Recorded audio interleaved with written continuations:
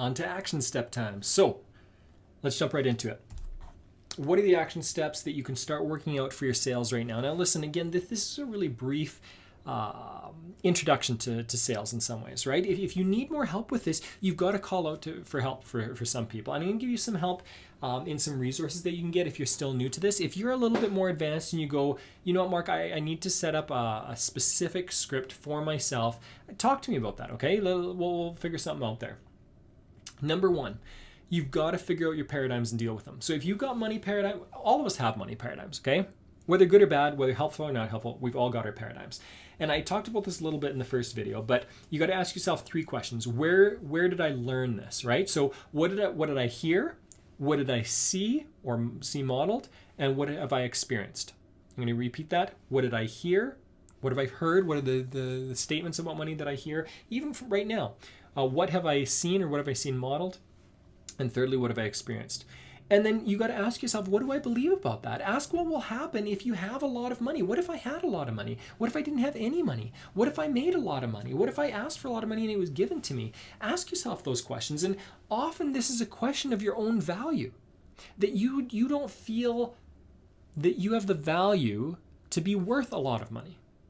That's a significant problem for salespeople. What I mean by salespeople is all business people, okay? Or people dealing with other people, because all of us are salespeople on some level, like we talked about, okay? When you see yourself as valuable, you start being okay with money because you realize it's just a tool. So what you need to do is you need to understand what your fears are about money. And when you discover a fear, ask yourself, okay, let's say this happens. Let's play this out. I have lots of money, and I'm afraid that here's an example. I'm afraid that I will become a bad person. I'm afraid that I will stop giving to people. Well, you know what you can do? You can ask yourself how to come up with a plan to mitigate that fear. So you can say, okay, listen, there's a danger of me becoming a bad person. I'm afraid of that inside. So what can I set up so that I don't become that person?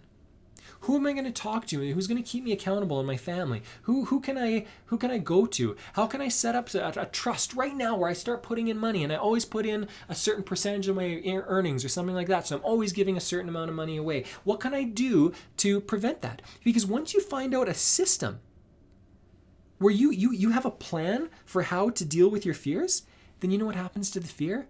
It starts to dissipate. It starts to disappear. And that's really, really important, okay? Next. Spend time with salespeople you respect and read and learn and grow from the people who are great at sales and helping others. This will influence you through repetition. The more you read about people who have had money, who have grown in money, who have been good salespeople, the more you will grow. Okay, so the first part of this is biographies. Write out a list of things you can do. Oh no, sorry, I'm gonna come back to that in a little bit. Okay. Read biographies, and I've got a few biographies specifically for you that I have found really helpful for myself. Read the biography of Andrew Carnegie, or as you say in more Scottish English, it's Carnegie, okay? Andrew Carnegie. Learn about Bill Gates. Read about John D. Rockefeller.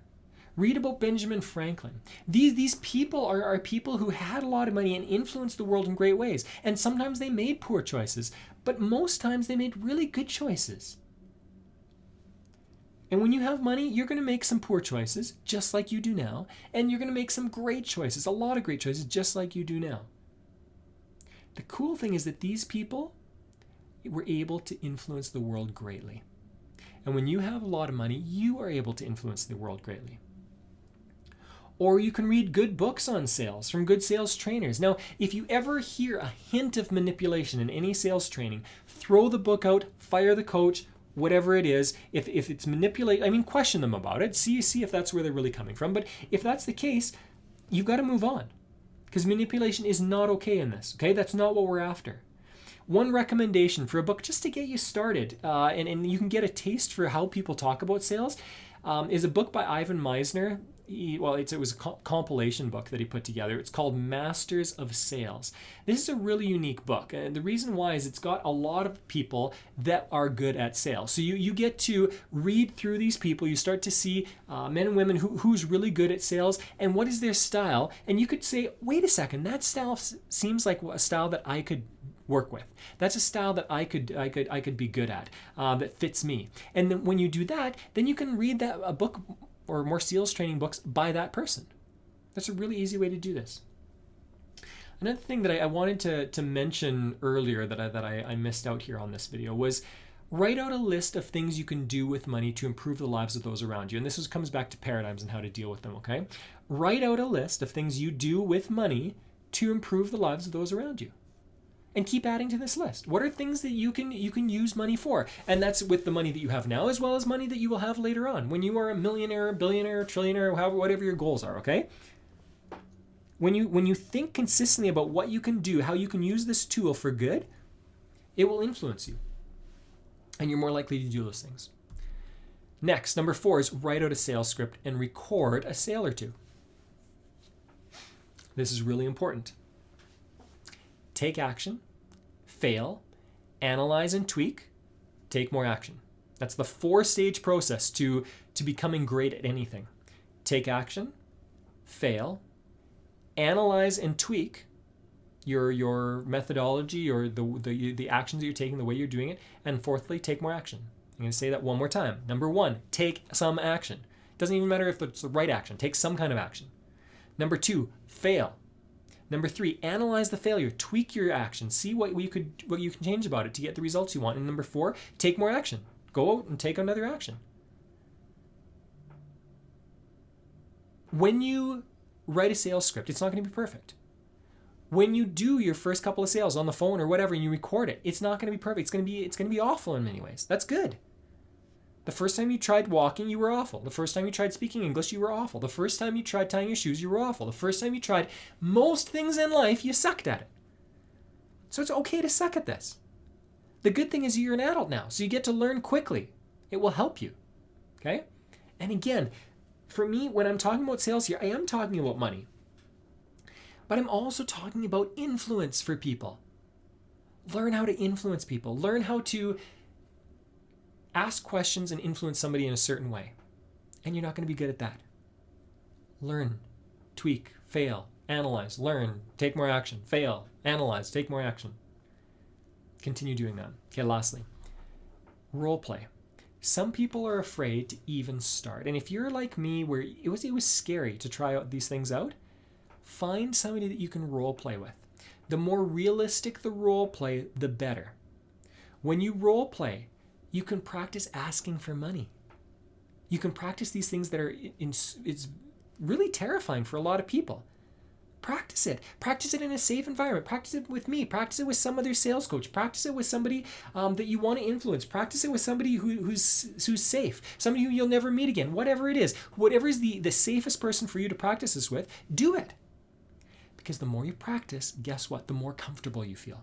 The more confident you feel. The more familiar you are with the process, okay? So even if it isn't easy after 2 or 3 times, it becomes easier.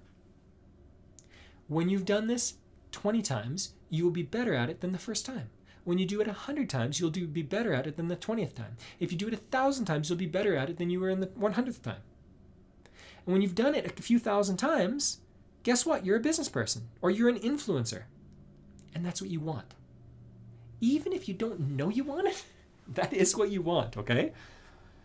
So practice these. What I'd recommend is practice 1 or 2 of them. Work on 1 or 2 of them. Where you're at, take the one that jumps out to you the most. Even if you are great at sales, right, or you believe you're great at sales, I would highly recommend you role play. And what you'll start to hear is you'll or record a sale or 2 and listen to it. And go, what could I tweak? What could I make better here? If you're constantly asking yourself that, you will constantly learn and grow.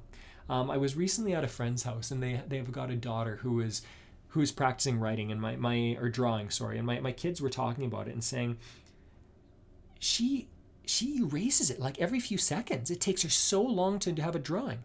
This kid is really gifted. Okay, this kid might be a kind of genius when it comes to art. She's incredible.